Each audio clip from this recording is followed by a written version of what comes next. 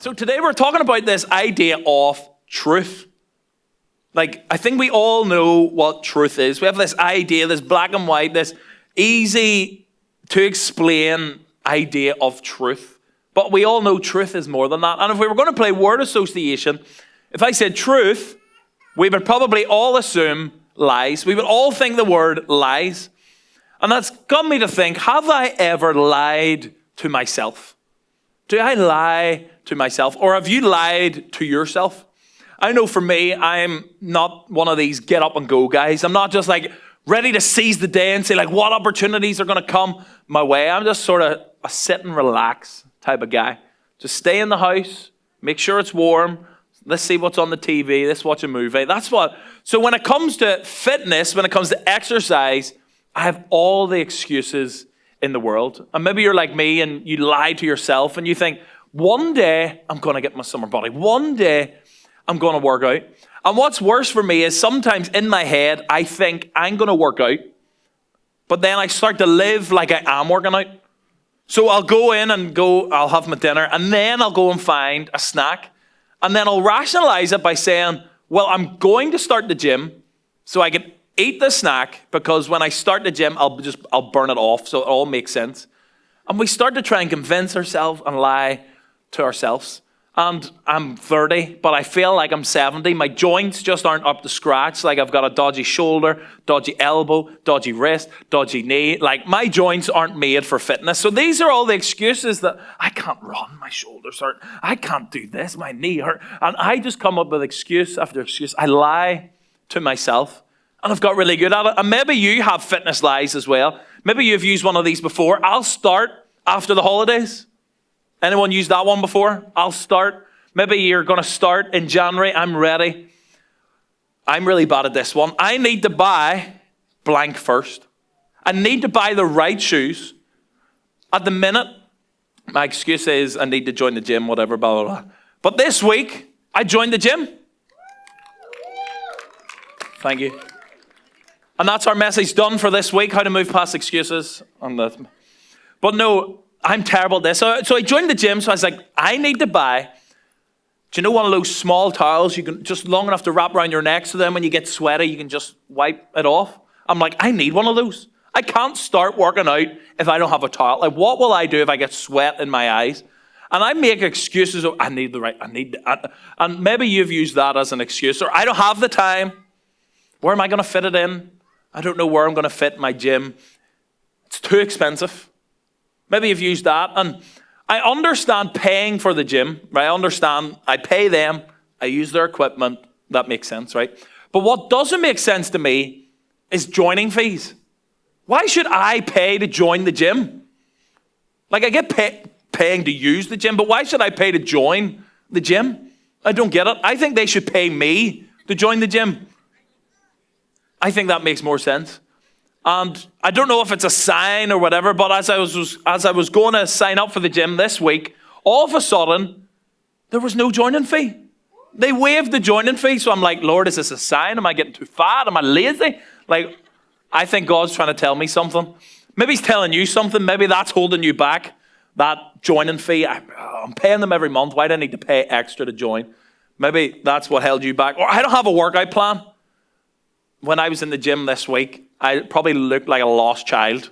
I would have just went into a room and was like, okay, that's the treadmills, that's whatever that does, and okay, there's people on doing that. And then I went into another room and I was like, okay, that must be where they do this class. So I just walked around and been like, okay, that's where everything is. I did work out as well. I didn't just go for like a sightsee. I did actually work out as well, don't worry. Hopefully you can tell. But for me, like maybe you're like me and you just don't know what to do in the gym, and that has held you back from going to the gym. But I can lie to myself. I can be like, oh, I'm going to join the gym. I'll be fit and I can eat that and I can do whatever I want. But do you know what doesn't lie? We lie to ourselves. But what doesn't lie is our clothes. Our clothes don't lie to us. I can in my head say, oh, I'm not going to eat, or I can eat whatever I want because I will join the gym. But our clothes.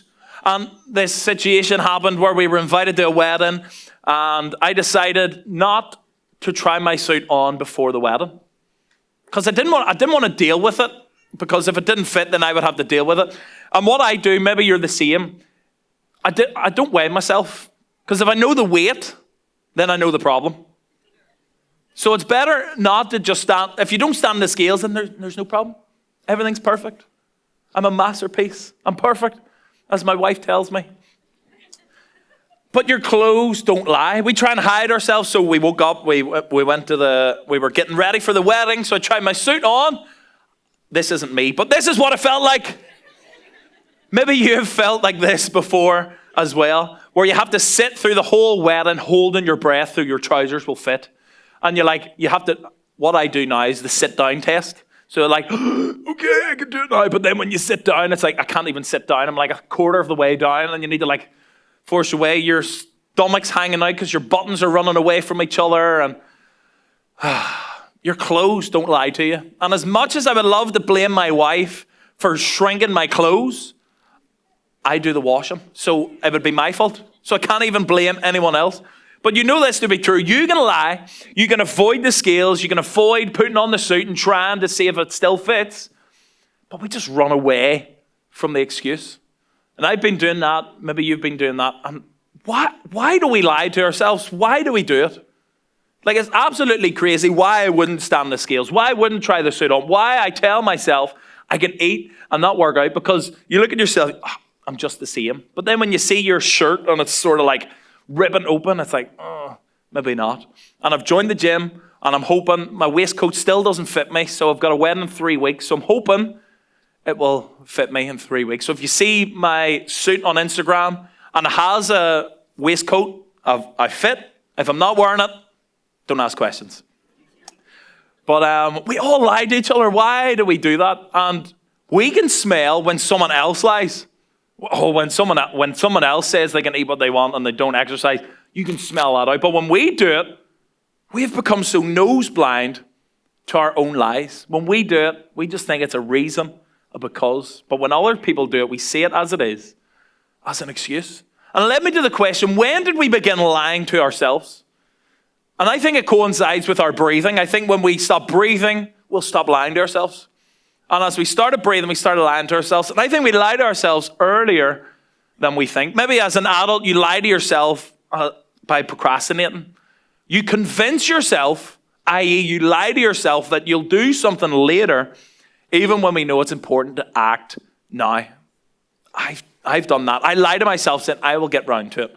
Maybe one of these excuses you've used, oh, I'm not going to go to the gym. You haven't paid the bill, not cleaning the car, not seeing the doctor, not fixing that broken shelf, not getting into that ice bath you bought in January. We have excuses for these things. We procrastinate. It was like, I'll get to the gym at some point. I'll clean the car at some point. I'll get to that DIY project at some point. I will get into the ice bath at some point. And that some point was last week. I got back into my ice bath just to prove no excuses. And last week, if you were here, I said how I've got all these excuses. I've been in the ice bath once since January. So the landlord said, I'm going to put an outdoor tap. So the plumber came, and I was like, oh, is the tap coming in today? And he says, no, it's going in next week. So in my head, I'm like, could I come to church and say to people, the tap's coming next week, so I'll do it next week? And I'm like, well, that's an excuse. So I had to ask the neighbor to throw her hose over for me to fill the ice bath. So then I got in with my rubber ducks, keeping me safe, and it was all good. This one tells me the temperature, and them two are there just for fun, to make it a little bit bearable. But no excuses. Maybe you procrastinate for so long, and even don't ask Anna to show you the video, but there's a 3-minute video of me in it, and then there's a previous 3-minute video of me just standing in it, being like, okay, I need to go down. Okay, like just procrastinating. Or maybe you started lying to yourself earlier. Maybe as a young adult, you lied to yourself by setting unrealistic expectations. Maybe you set these unrealistic expectations or standards, but you lie to yourself that it's achievable or necessary. Saying things to yourself like, I need to be perfect. I need to be this sort of person. And you're lying to yourself being like, I'll do whatever it takes. And you can't read. No one can be perfect. I have to go to college. Maybe you're lying to yourself being, if I go to college, life will be great. But if you go to college, it doesn't mean that you'll pass. You still need to do the work. Maybe there's another way to go. Maybe you've got another path to your future. And it's like, no, I need. But there's some jobs that you don't require college. But you've lied to yourself, no, I need to go to college because then if I have college, then people will think I'm smart. And when I was younger, I decided how I picked some of my subjects were in Northern Ireland, I did A-level, so it's like leaving cert. So you choose your subjects, and I chose chemistry for the sole fact that it was the most difficult subject. I wanted people to think I was smart. Oh, he's studying chemistry. Oh, la-di-da, look at him. And I didn't pick certain subjects because I don't know about you and in your schools that you were in, or if you're in school, there was some called waster subjects. That if you study those, it's just like, oh, they're easy. You'll pass there. And I wanted people to think I was this sort of person, this smart, academic, whatever type of person. And if I have one regret in life, it's choosing chemistry. It's the worst decision I've honestly made in my entire life. And I regret it still. Or what is your I have to blank? What is it you're lying to yourself about? I have to do this. I have to. Maybe it was earlier than that. Maybe you were a teen and you lied to yourself about rationalizing bad decisions. Maybe you justified bad behaviors or decisions. Instead of acknowledging your mistake, you would create reasons why. Oh, well, I did this because, or they deserved it. Or one thing that I said, maybe you said, is it's no big deal. When your parents are telling you off as a young person, you're like, but it's no big deal. But they see the grand scheme of things. They see how it will affect your life, but you're just justifying wrong decisions. Oh, it's going to be fine. It's okay. You're lying to yourself thinking it's no big deal. But if you continue that way, it will be a big deal. But maybe it's even further than that, earlier than that. Maybe as a child, you lied to yourself by blaming others for not taking responsibility for your actions and placing the blame on others or eternal factors. And kids do that. They're good at blaming others, but we as adults do it as well. So when did we start lying to ourselves? And we get pretty good at catching other people lying, but we're not so good at catching ourselves lying. And there's a difference between lying to others and lying to ourselves. Now, don't get me wrong. Lying to others is inexcusable, but it's understandable. Like if you lie to others, it might get you out of a situation. It might help you with your self-image and be like, okay, if I lie, well, then they won't actually know what I'm actually like. And you gain some short-term gain from this. It's not excusable, but it's understandable lying to others. But lying to ourselves is mental. It's crazy. Like why? What do we gain from lying to ourselves? And maybe your pushback today is, Matthew, I don't lie to myself. Maybe you've just lied to yourself. And we say things like, I don't lie to myself. And maybe you don't think you do because you've become so good at it. And one reason why we're so good at it is because we don't call the lies that we tell ourselves lies. Words like, oh, we're just justifying, or I'm just working it out. Like we have other words for it instead of lies. And we don't tell them, or we don't call them lies. One way we call them is our reasons. We call them reasons. Why? Because we don't want to appear unreasonable. We don't want to appear to be like crazy and mental. So we create a reason because we don't want to be unreasonable. Maybe you're late for work and you're like, oh, there's traffic, which is a good reason. But actually beneath that, you got up late. You got stuck on Instagram. You went down a YouTube rabbit hole, and that's why you're late. But you're going to stick with, oh, the traffic was bad. So we come up with reasons or excuses because we don't want to seem unreasonable. Maybe you've got a reason. The reason I blank too much. And fill in the reason I too much. And the reason that you give might not actually be the reason.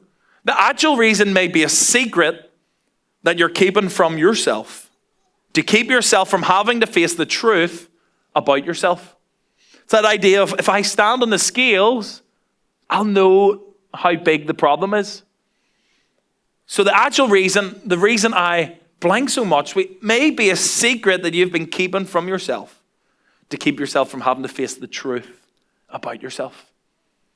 And the reasons that we come up with at the end of the day are just excuses. But these excuses disguise themselves as reasons, again, because we want to be reasonable. So maybe today and through this series, maybe we should call it not like it is because we're so good at lying to ourselves, but why don't we call it like others see it?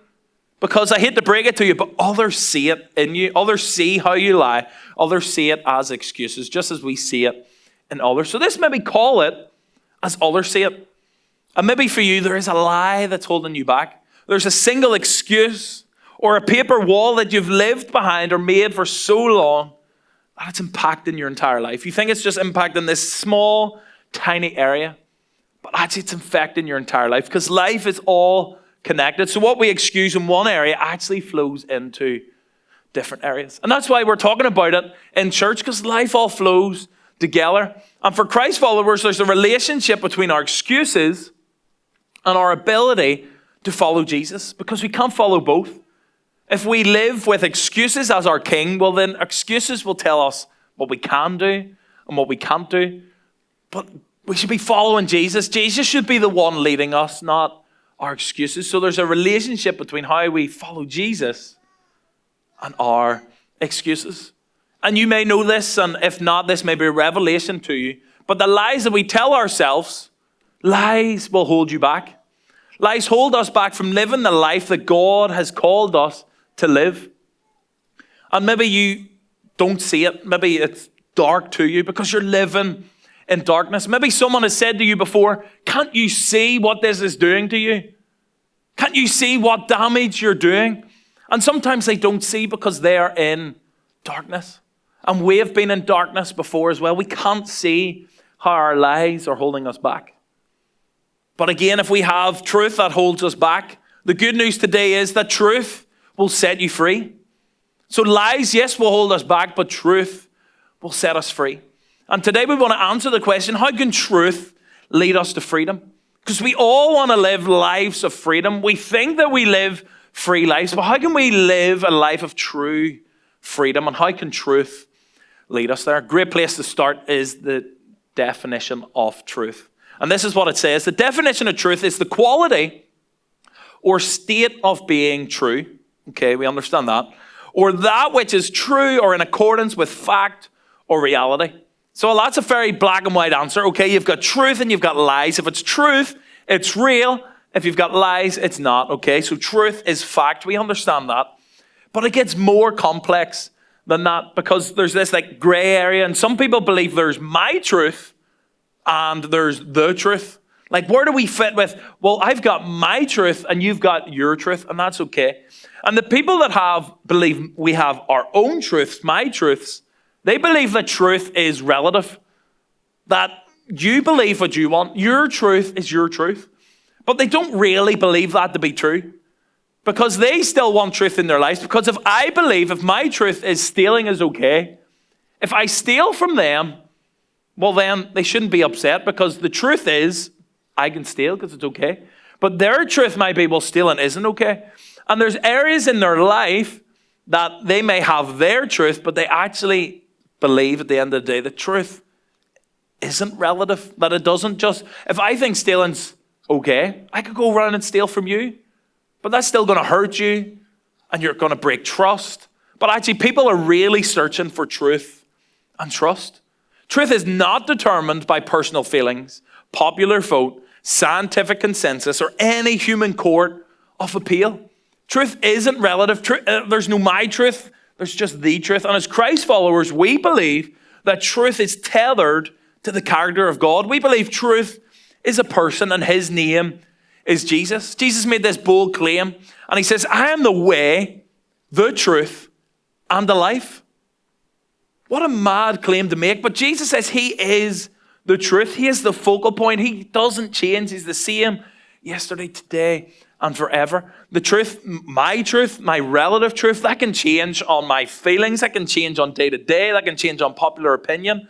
But we believe truth is tethered to who God is. And truth never changes. And we're going to look at a passage in the Gospel of John. And the word gospel means good news. So we're reading the good news of John. So the Gospel of John is all the good news that Jesus has done. and written by John, who's a disciple. And in it, he writes this gospel because he wants us to know who Jesus is. And he does this by writing 7 I am statements. So there's 7 I am statements in the Gospel of John. And it just gives us an insight of who Jesus is. So the first one we looked at, I'm the way, the truth, and the life. That gives us an insight to Jesus. But we're going to look at another one. And in John chapter 7 and 8, Jesus is at a Jewish festival. And they're celebrating. He's with his friends. There's religious leaders there. And they're just trying to get at Jesus. And in John chapter 8 that we're about to look in, he's at a festival of lights. And I love Christmas. And maybe a tradition that you have is going around different houses and looking at the lights outside the house. Maybe going to Dublin Zoo and seeing the light display there. That's just magical at Christmas. So this is the backdrop of John chapter 8. So Jesus speaking to this crowd, and it's like a festival of lights. So he's looking, this is the backdrop. They see all these lights going on around them, this beautiful display of lights, this festival that they're celebrating. And Jesus says this mad, bold, audacious claim. He says this in John 8. He says, I, Jesus, I am the light of the world. That's a mad claim. I am the light of the world.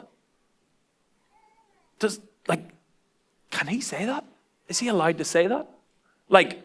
But let's just, for a moment, what if he is the light of the world? What if Jesus can light up your life? What if he is who he says he is?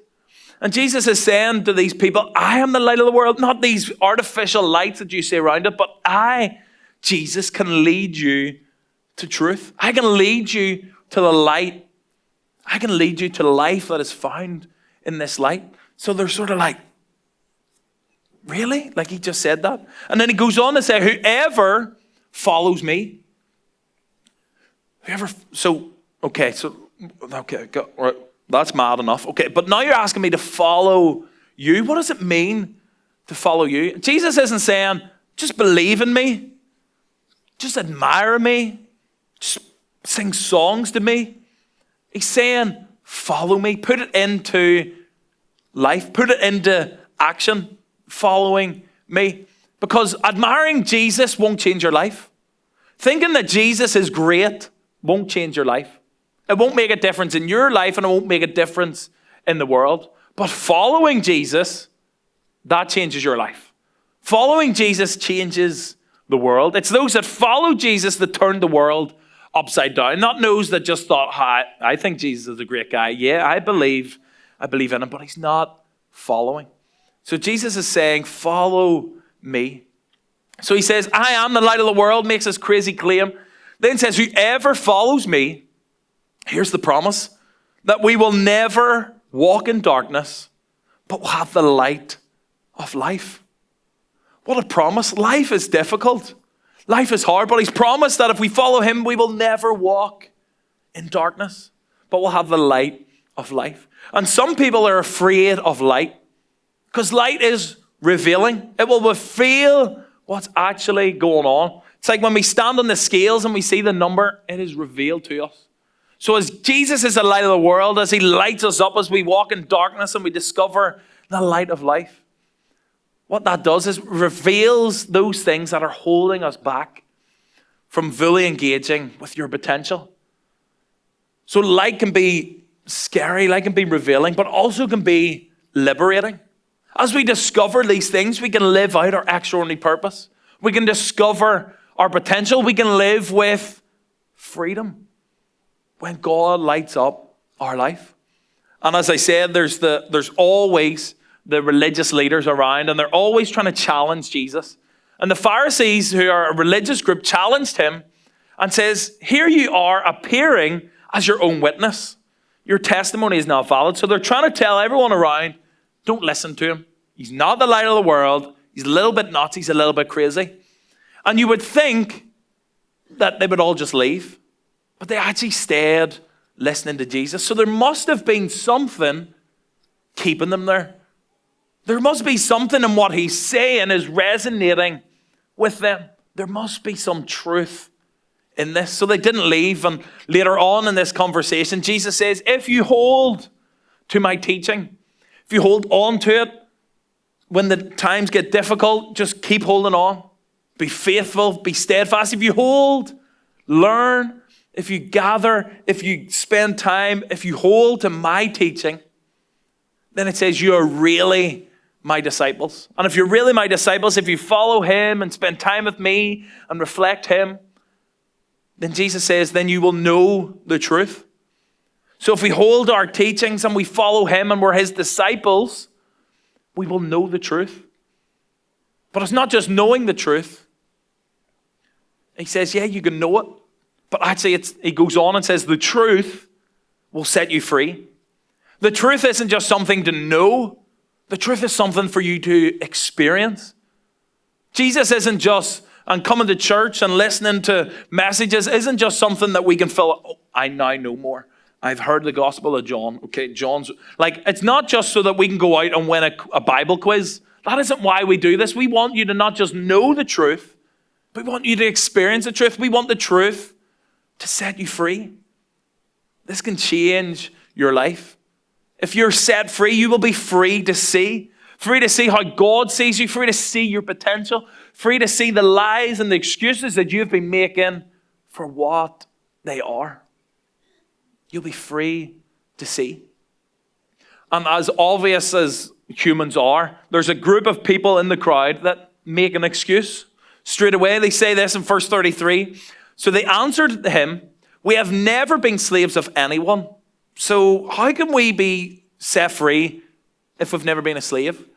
And the people of Israel, like, if you know this story and know their story, this is a crazy statement, because right now, as they're saying we're not slaves of anyone, they're under Roman power. Like, the Romans are currently ruling them as they said this. And throughout history, we see the Egyptians and different different groups of people ruling over them. And they've had the audacity to say we've never been slaves, so how can we be set free?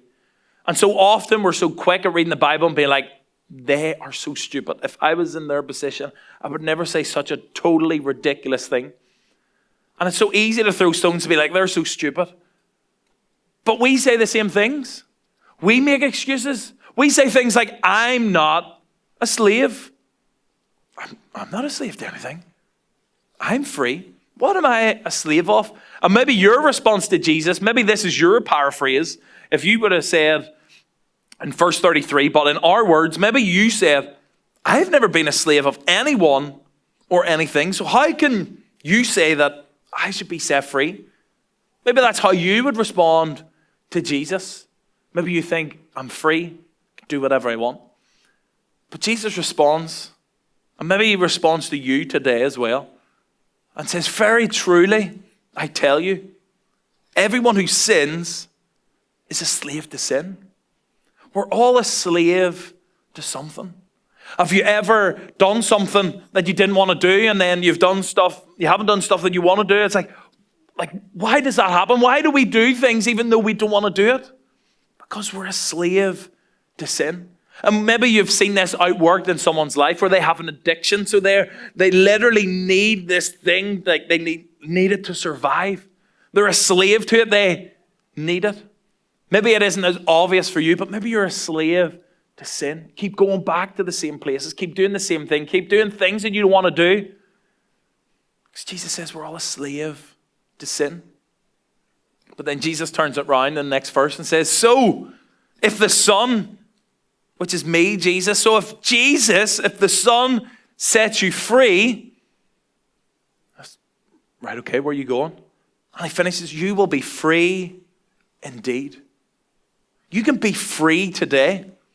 You don't need to come in and be like, oh, I've got this issue, I've got this burden, I've got this baggage. It might be a little bit lighter, or I might just hold on to it. I might just leave this place the same. But Jesus says, no. If you know the truth can set you free. But also the Son, me, Jesus, I can set you free, and you will be free indeed. So you can leave this place baggage free, pain free, hurt-free, because Jesus will set you free. And we've seen this in people's lives. So following Jesus will make your life better and make you better at life. Not admiring Jesus, believing in Jesus, singing songs to Jesus, but following Jesus will make your life better. Jesus will lead you somewhere. Jesus will light up your life. So life will be better when Jesus is in it, because you don't have to walk in darkness anymore, but you will have the light of life. And he will make you better at life. He will make you a person of no lies. He doesn't lie to themselves, no excuses, no more.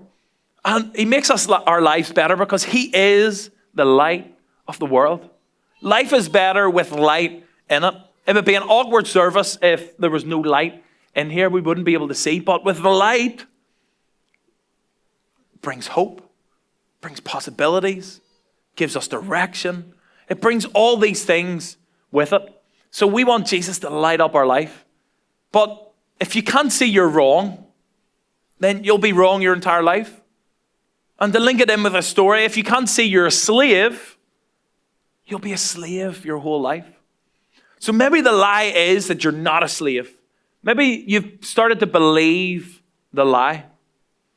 You've started to believe it, and you can't see you're a slave. And the only person that can reveal that is the Holy Spirit. The Holy Spirit can reveal to you, he can take away all lies and reveal to you, hey, you're lying to yourself. You're a slave to this. You're a slave to this sin. And Jesus, at the start, we looked at, Jesus said, I'm the way, the truth, and the life. Jesus is the truth. In first century, they didn't call it like Christianity. They didn't say, are you a Christian? They say, are you a follower of the way? Are you a follower of the way? And that's what they called it, because Jesus said he is the way. He is the person that we should be pursuing. He is the one that we should be going after. Because life is a journey, and God wants to lead you to your extraordinary purpose. So Jesus says, I'm the way. I'm where you find your extraordinary purpose. I am where you find truth. And I am where you find life, and life to the full. So he's the way, the truth, and the life. But as we focused on, he says, I am the light of the world. Whoever follows me will never walk in darkness, but will have the light of life. Jesus today wants to light up your life. He wants to bring freedom. He wants to bring hope. He wants to bring possibility. He wants to get rid of the lies in your life. But with the light, it might reveal some things. As he lights up a way to your extraordinary purpose, a way to freedom, a way to hope, he also might light up bitterness. It's like standing on the scales and it says bitterness. It's like standing on the scales and it's saying you've got hurt, you've got fear, you've got excuses. And when God lights it up, it reveals it, and it's like, I have to deal with that now. Through God's Holy Spirit and with God's help, as he lights this up, I can now deal with this. I can deal with the lies that I've been telling myself, these excuses, these things that are going on within me. Instead of hiding away from them, instead of keeping it a secret, I can light it up. And Jesus, here's a starting point for you. Where do I start with all this? Jesus said, if you hold to my teaching, you are really my disciples. Then you will know the truth, and the truth will set you free. The hurt, the pain, the baggage. If you hold to his teaching, you'll know the truth, and the truth will set you free. You can follow Jesus, and you'll be free to see everything that God has for you, free to see what's actually going on, the root of the excuses that you have, but also the hope and the possibility that comes with a relationship with him. And is it possible that you're missing out because you've walled yourself in, that you've kept yourself in the dark, you've put up excuses, you've kept it dark on purpose because you don't want to deal with what's underneath? Is it possible you're disguising your excuses as reasons? Are you willing to admit what you suspect, that your reasons and your becauses are nothing more than lies and excuses. So we've been answering the question, how can truth lead us to freedom? We don't want truth to just be, okay, my truth, your truth, relative. Jesus says he is the truth. But why should we want truth in our lives? Why should we need truth? And how does truth lead us to freedom? Truth does these three things. Truth reveals, truth restores, and truth removes. As we have the truth in our lives, as we hold to his teaching and we know the truth, this is how truth transforms us. It reveals. It reveals what's actually going on underneath. It lights up the root of our excuses. It also lights a path for our life. It shows you the way. It shows you what is possible when we get rid of the lies and the excuses. Truth also restores. It brings us from darkness into light. Better than that, it brings us from death to life. It brings us from the mundane to the miraculous. God restores. Truth restores. So truth reveals to us our extraordinary purpose. It reveals him. It restores us. It brings us from darkness and death to light and life. But truth removes. Truth removes the lies and the excuses from our life. It removes the pain. Removes all the baggage that we're carrying. Truth reveals, restores, and removes. And as I said, we don't just want to give you this as like a thought, an idea. Okay, now I can, if I'm ever asked in a quiz, what does truth do? It reveals, restores. It's not about the knowledge, but we want you to do something practical. We want you to experience freedom. We don't want you to just know the truth. We want you to experience what the truth can do in your life.